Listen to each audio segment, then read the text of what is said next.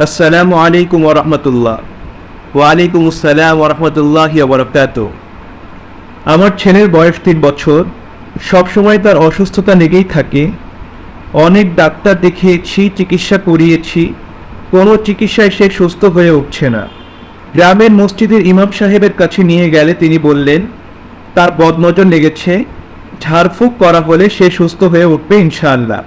আপনার কাছে আমার জানার বিষয় হচ্ছে বদনজর বলতে ইসলামে কিছু আছে কিনা, যদি থেকে থাকে তাহলে ঝাড়ফুঁক করা শরীয়তসম্মত কাজ হবে কিনা, উত্তর দিয়ে উপকৃত করবেন। পবিত্র কোরআনে সূরা ইউসুফে আল্লাহ সুবহানাহু ওয়া তাআলা বলেন, ইয়া বানিয়া লা তাদখুলু মিন বাবিন ওয়াহিদিন ওয়াদখুলু মিন আবওয়াবিন মুতাফাররিকা। ইয়াকুব আলাইহিস সালাম তার সন্তানদেরকে বলেছিলেন, ইয়া বানিয়া, হে আমার সন্তানগণ, লা তাদখুলু মিন বাবিন ওয়াহিদ, তোমরা শহরের কোনো এক প্রবেশ পথ দিয়ে সবাই একত্রে প্রবেশ করবে না। ওয়াদখুলু মিন আবওয়াবিন মুতাফাররিকা, বরং ভিন্ন ভিন্ন দরজা দিয়ে ভিন্ন ভিন্ন প্রবেশ পথ দিয়ে শহরে প্রবেশ করবে। এই আয়াতের তাফসিরে অনেক মুফাসসিরিন বলেছেন ইয়াকুব আলাইহিস সালাতু ওয়াস সালাম তার সন্তানদেরকে মানুষের বদনজর থেকে বাঁচাতেই এই উপদেশ দিয়েছিলেন।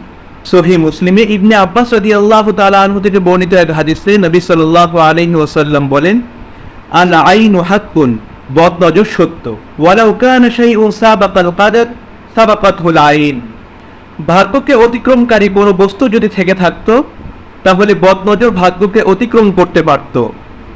ওয়াইদাস্তুসিলতুম ফাগসিলু, যখন তোমাদেরকে অঙ্গ প্রত্যঙ্গ ধুয়ে ফেলতে বলা হবে তখন তোমরা অঙ্গ প্রত্যঙ্গ ধুয়ে ফেলবে। সহিহ বুখারীতে আবু হুরায়রা রাদিয়াল্লাহু তাআলা আনহু থেকে বর্ণিত এক হাদিসে রাসূলুল্লাহ সাল্লাল্লাহু আলাইহি ওয়াসাল্লাম বলেন, আল আইনু হাক্কুন, বদনজর সত্য, ওয়া নাহা আনিল ওয়াশ, এবং নবী সাল্লাল্লাহু আলাইহি ওয়াসাল্লাম শরীরে উল্কি অঙ্কন করতে নিষেধ করেছেন।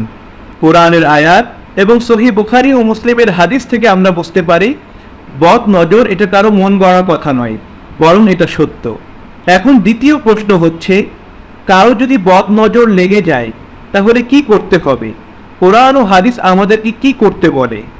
যার বদনজর লেগেছে তাকে বিসমিল্লাহি আরকিকা মিন কুল্লি শাইইন ইউযিকা মিন শাররি কুল্লি নাফসিন আও আইনিন হাসিদিন আল্লাহু ইয়াশফিক বিসমিল্লাহি আরকিক, এই দোয়া পড়ে ছেড়ে দিতে হবে। এই দোয়া পড়ে কেউ যদি আল্লাহর উপরে বিশ্বাস রেখে যার বদনজর লেগেছে তাকে যদি ছেড়ে দেয়, আল্লাহ চাহে তো এই রোগী বদনজরের রোগ থেকে, বদনজরের সমস্যা থেকে পরিত্রাণ পাবে ইনশাআল্লাহ। দোয়াটা আবার বলছি, বিসমিল্লাহি আরকিকা মিন কুল্লি শাইইন ইউযিকা মিন শাররি কুল্লি নাফসিন আও আইনিন হাসিদিন আল্লাহু ইয়াশফিকা বিসমিল্লাহি আরকিকা। বদনজরের সমস্যায় যারা আক্রান্ত তাদেরকে আমরা আরেকটি দোয়া পড়ে যদি ঝাড়ফুঁক করি তারা সুস্থ হয়ে উঠবে ইনশাআল্লাহ। দোয়াটি হচ্ছে, ওয়াইযুকুমা বিকালিমাতিল্লাহিত তাম্মাতি মিন কুল্লি শাইতানিন ওয়া হাম্মা ওয়া মিন কুল্লি আইনিন লাম্মা।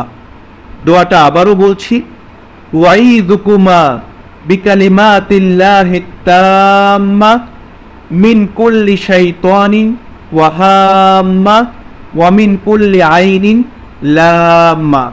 বদনজর যেন না লাগে, বদনজরের সমস্যা থেকে যেন আমরা বেঁচে থাকতে পারি, সেজন্য আমরা সকাল ও সন্ধ্যা বিসমিল্লাহিল্লাযী লা ইয়াদুররু মা ইসমিহি শাইউন ফিল আরদি ওয়ালা ফিস সামাই ওয়া হুয়াস সামিউল আলিম 3 বার করব, এবং সকাল ও সন্ধ্যা কুল আউযু বিরাব্বিল ফালাক ও কুল আউযু বিরাব্বিন নাস পড়ে আমরা নিজেদের শরীরে ফু দিয়ে দিব।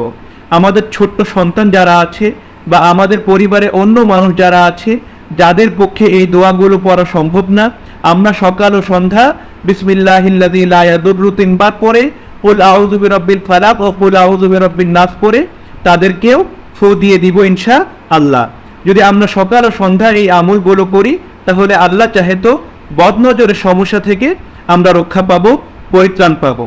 আর ইতিমধ্যে যারা বদনজরে আক্রান্ত হয়েছে আমি যে দুটো দোয়া উল্লেখ করলাম সে দুটো দোয়া পড়ে তাদেরকে ছেড়ে দিলে আল্লাহ চাহে তো তারাও সুস্থ হয়ে উঠবে ইনশাআল্লাহ। আল্লাহ সুবহানাহু ওয়া তাআলা আমাদের সবাইকে বদ নজর থেকে রক্ষা করুন। আল্লাহ সুবহানাহু ওয়া তাআলা আমাদের সবাইকে বদ নজরের সমস্যা থেকে পরিত্রাণ দান করুন। আল্লাহ সুবহানাহু ওয়া তাআলা আমাদের সবাইকে সুস্থ রাখুন এবং বেশি বেশি আল্লাহ সুবহানাহু ওয়া তাআলার ইবাদত করার তৌফিক দান করুন। আসসালামু আলাইকুম ওয়া রাহমাতুল্লাহি ওয়া বারাকাতুহু।